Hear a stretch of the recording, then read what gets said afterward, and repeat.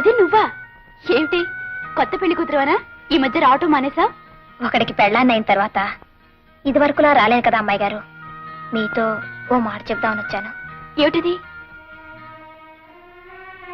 అమ్మాయి గారు, బావ 10 మంది గురించి ఆలోచిస్తాడే కాని తన గురించి తాను పట్టించుకోడు.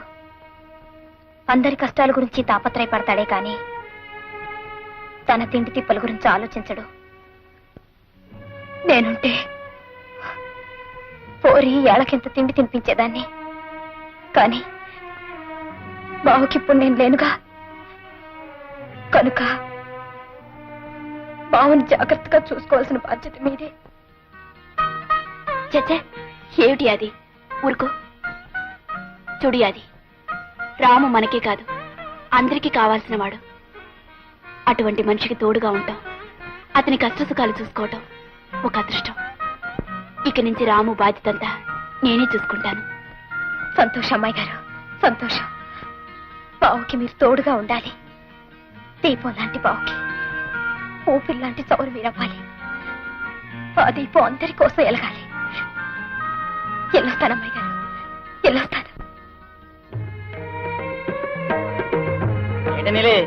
మళ్ళీ ఎప్పుడు వచ్చే ఊళ్ళోకి? ఏంటి అలా చూస్తున్నావు? నీ కళ్ళకి నేను అందంగా కనిపించడం లేదా? నీకేంటే బ్రహ్మాండంగా ఉన్నావు. అయితే ఇంకే ఒక 5 రూపాయలు ఇచ్చేసి ఈ ఆటికి నన్ను కొనేసుకో. అయితే ఇదిగో 5 రా. ఆడదాని విలువ 5 రూపాయలు అనుకున్నావరా? అచ్చే, నిన్ను కన్నది కూడా ఆడదేరా, దాని విలువ కూడా 5 రూపాయలేనా? ఆడదాన్ని చెయ్యట్టుకోవడం కాదురా. నువ్వు అసలైన మొగాడివైతే ఆ పెంటయ్య గాడి పని పట్టు, లేదా ఆడదానిలో చేతులు గాజులు తొడుకో. గాడిద మళ్ళీ నాకు కనిపించే చంపేస్తాను వేదవనాయన. చూడు బాబు, ఈ ఊర్లో బడెట్టి నలుగురికి బుద్ధి చెప్పి ఈ ఊరిని ఉద్ధరిద్దామని వచ్చావటగా. కానీ ఒక విషయం, ఈ ఊరు మారాలంటే ముందు ఆ పెంటయ్య రాఘవయ్య లాంటి పెద్ద బుద్ధి చెప్పు, అప్పుడే ఊరు బాగుపడుతుంది. మాస్టారు, ఎవరా అమ్మాయి? మతిలేందా? మతిలేంది కాదు బాబు, మనుషులంతా కలిసి దాన్ని అలా తయారు చేశారు. అంటే అది గూడెంలో ఉన్న ముసలయ్య కూతురు. ఒకప్పుడు ఎంతో ఆనందంగా జీవితం గురించి ఎన్నో కలలు కంటూ ఉండే అమాయకమైన కన్నెపిల్ల.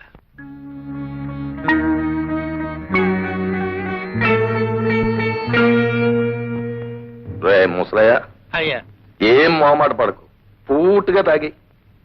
ప్రభువులు బాబు, తమరంతా అభిమానంగా పిలిచిస్తున్నారు. చుక్క కూడా మేలకుండా తాగేస్తాను బాబు. రే ముసలయ్య, అయ్యా రేపు మన ఊరికి పెద్ద ఆఫీసర్ గారు వస్తున్నారు. ఆయన మంచి చెడ్డ చూడడానికి, అదే మంచం వేసి ఇల్లు తుడిసి కాస్త అన్నం పెట్టడానికి నీ కూతురు గాలో నీలో ఉంది కదా, దాన్ని ఒకసారి పంపు.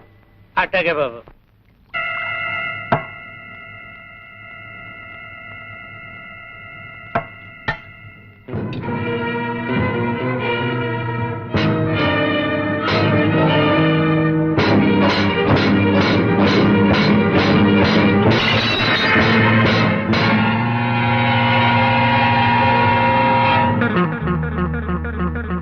ఆ విధంగా పెంటయ్య ముసలయ్య బలహీనతను ఉపయోగించుకుని అతని కూతురైన నీళ్లు బతుకుని నాశనం చేశాడు.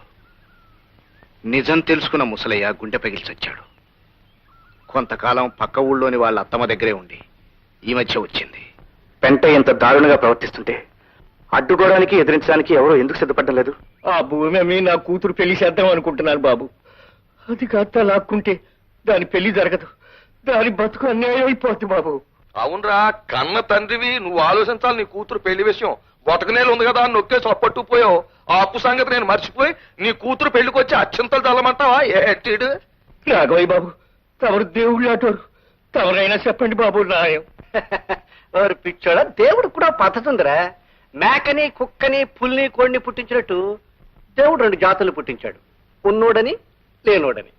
మేక చచ్చే వరకు మేకలాగే ఉండాలి, కోడి చచ్చే వరకు కోడిలాగే ఉండాలి, లేనోడు చచ్చే వరకు లేనోడిలాగే ఉండాలి. అది ధర్మం, దేవుడు పెట్టి న్యాయం. మనం ఏం చేయలేం, ఈ జన్మకి ఇంతే అనుకోవాలి. ఏమిటే అంచేత ఆ 2 కుంటల భూమిని మన పెంటగా రాశాయి. కారణం కాగితాలు సిద్ధం చేయవా బాబు గారు. ఊరికే బాధపడిపోకరా. దేవుడి న్యాయం ప్రకారం వచ్చే జనంలో నువ్వు గొప్పడు కావచ్చు, నేనేమి లేనోడు కావచ్చు. ఇదిగో ఆడు వచ్చి జనంలో కోడిగా పుట్టొచ్చు, మన కారణం గారు కుక్కలా పుట్టొచ్చు. ఇప్పుడు ఎప్పుడు అప్పు అప్పు అని తిరిగే మన ఏరయ్య గారు కూడా అప్పునిచ్చే సావుకారుగా పుట్టొచ్చు, నేను ఆడి దగ్గరికి అప్పుకెళ్లే బికారు నా కొడుకుగా పుట్టొచ్చు. ఎవరికి తెలుసు? బావు పెంటే బావు వచ్చే జనంలో నీకు ఎంత డబ్బు కావాలంటే అంత డబ్బు వడ్డీ లేకుండా ఇస్తాను ఒక 50 రూపాయలు బావు ఎక్కడ ఇవ్వండి అక్కడ. పరాస్కాలకి టైం కాదు కన్నగారు కాగితాలు రాము ఆ కాగితాలు ఎందుకు లాక్కున్నావు? ఇవి కాగితాలు కాదు పెంటయ్య, పేదవాళ్ళ జీవితాలు తగలబెట్టడానికి నువ్వు తయారు చేసిన కాగడాలు, చదువురాని అమాయకులను అన్యాయం చేయడానికి నువ్వు వెళ్ళిన అబద్ధాలు. ఇవి ఉండడానికి వీల్లేదు. ఒరే రాము, ఏమిట్రా నీ పొగరు? చాలా కాలంగా గమనిస్తున్నాను. ఎప్పటికప్పుడు పోనీ కదా అని ఊరుకుంటూ ఉంటే రాను రాను రెచ్చిపోతున్నావు. ఈ హిట్లర్ రాఘవయ్య తీర్పును కాదని దౌర్జన్యంగా నా కళ్ళ ముందే కాగితాలు చింపుతావా? ఒరే ఎత్తేస్తా భస్మాసురవుతారా ఎత్తి. పూడి చేయడానికి దౌర్జన్యం నాది కాదు రాఘవయ్య. ఇచ్చిన అప్పులకి వడ్డీలుగా పేదవాళ్ళ ఆస్తుల్ని ఆడవాళ్ళ జీవితాల్ని దోచుకుని వాళ్ళ కష్టాలు కన్నీళ్లు మిగిల్చే ఈ పెంట ఇది దౌర్జన్యం. ఆ పెంటైని సమర్థిస్తూ తప్పుడు తీర్పులిచ్చే నీది దౌర్జన్యం. అదండి. ఒరే పెంటయ్య, మీరు చేసిన పాపాలు పండే రోజు వచ్చిందిరా. 5 రూపాయలకు ఆడదాని కొనే మీ బతుకులు త్వరలో తెల్లారిపోతాయిరా. ఒరే, మీలాంటి మాయదారి మనుషులు పని పట్టడానికే ఇన్నాళ్ళకి